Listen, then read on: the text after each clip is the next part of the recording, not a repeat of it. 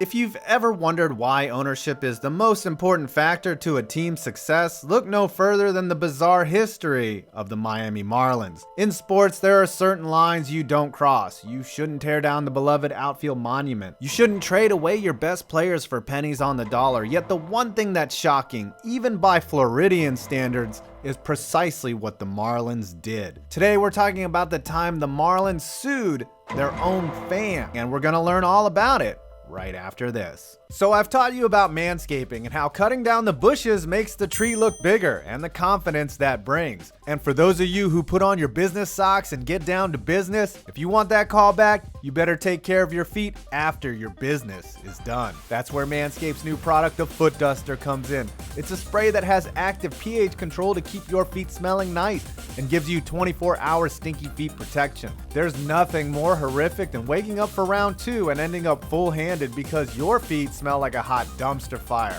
The Foot Duster was featured in Fast Company and is endorsed by pro skateboarder Windsor James, who has much nicer feet than me. So after this video, head on over to the link below, enter in my code POINT20 and get 20% off your first order. I'm telling you, the Foot Duster will keep your feet smelling nice. Again, go to the link below and enter in my code POINT20 and get 20% off. Manscaped, refining the gentleman.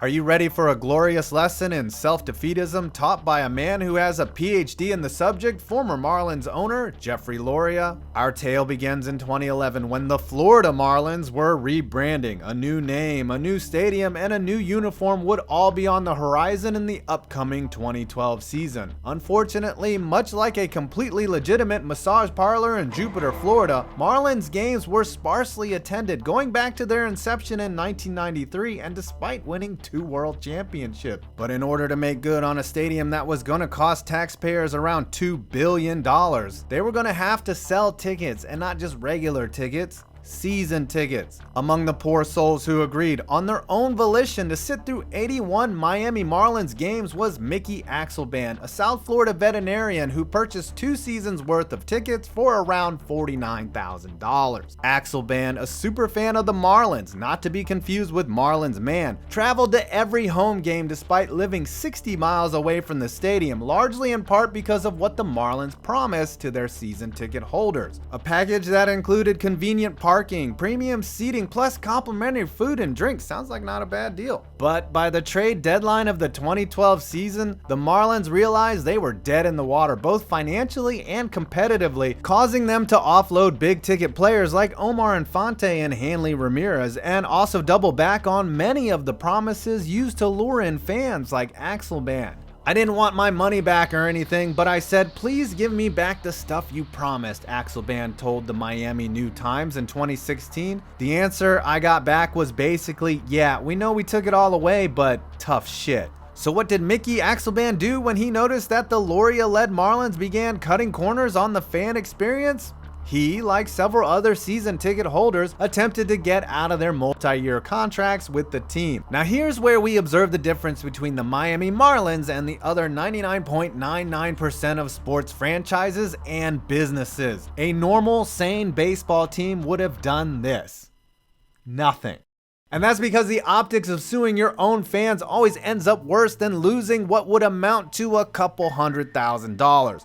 But the Marlins set out to prove that they were a special breed of petty and decided to sue Axelband in 2015, along with a wide array of other season ticket holders, vendors, and luxury box holders. Yeah, this was about way more than just one fan. Axelband, who as an animal doctor had a keen nose for bullshit, filed a countersuit against Loria and the Marlins, thus sparking all-out war between fans and the team. Regardless of who won the suit, the Marlins were all but sure to get shut out in the court of public opinion. It was the Marlins who breached their contract, and it was the Marlins who were guilty of deceptive and unfair trade practices, Axelband stated in his counterclaim, which asked that the team cover his legal fees and any reasonable damages. The Florida vet was not the only superfan the Marlins had centered in the crosshairs of their legal scope. The Fish nutted up and sued fan Kenneth Sack for a total of $97,000 for not following through on his promise to buy season tickets, roughly the same amount of money it cost to sign a 10th round pick. Some teams like the Oakland A's implemented sabermetrics and progressive thinking as a money-saving measure when cash became scarce. But the Marlins, well, the Marlins picked up their fans, turned them upside down, and shook them until all of their loose change fell out of their pockets. When it came to sack, the Marlins actually won their case and were awarded a judgment of $97K, which they decided to collect on by seizing Mr. Sack's assets, the most notable being a $725,000 commercial building in Oakland Park, Florida. The Marlins attempted to collect rent in order to reach the agreed upon $97,000. Sounds like a punch in the dick if you ask me. Again, the only thing most owners would be using a building for would be to jump off of after suffering the humiliation of attacking one's own fans. But that sack of shit, pun intended, Jeffrey Loria, had no such qualms. Nor did he and the Marlins have any reservations about going after the vendors that populated their own stadium. In fact, they took on the royal concessions of Sir Pizza, which sold about half as much pizza as they expected the first year, thanks to spiraling attendance at Marlins games. Sir Pizza and its owner, Renee Prats, knelt before the bank and filed ye old bankruptcy and terminated their holy covenant with the Marlins. But that wasn't good enough for the Black Knight, Jeffrey Loria. Again, stop me if you've heard this one before. Loria and the Marlins sued Sir Pizza, alleging that Prats used shell companies to hide the fact that he couldn't afford the $2 million fee for setting up shop in their ballpark. But several other vendors supported Prats by attesting that in fact the Marlins had sold them a bill of goods. According to Prats and Brother Jimmy's Barbecue, owned by former Hurricane Jonathan Vilma, the Marlins had promised them around 30,000 fans per game.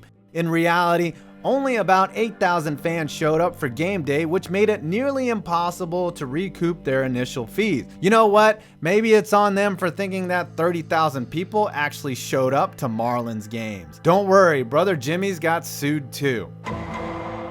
By the time the Marlins' legal pistols were holstered, they had sued at least 9 fans and 2 stadium vendors. Most teams fire t-shirts into the crowd, but the Marlins, no, they shoot lawsuits into your section. While most of the cases have yet to reach any kind of resolution, one argument you can easily win is that the Marlins shaking down the very people the team is supposed to entertain and that supports them financially hasn't gone over too well. In 2017, Loria was embroiled in some extra controversy when it came out that he had a handshake deal to sell the Marlins to the family of Jared Kushner, who you might know as the son-in-law of Donald J. Trump. Meanwhile, in backdoor wheelins and dealins, the Trump administration was set to name Loria ambassador to France. I guess that's fitting.